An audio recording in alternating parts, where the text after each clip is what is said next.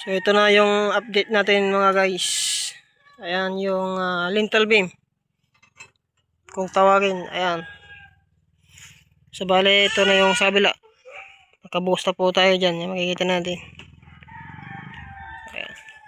So ito yung stillman natin, si Ryan Ski. Ayan.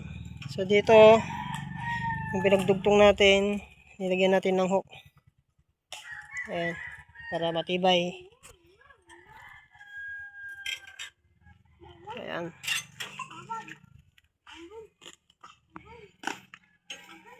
Oh.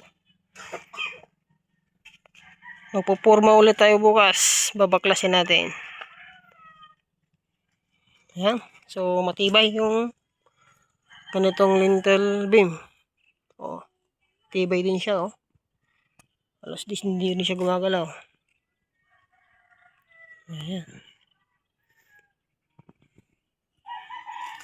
Ito yung CR.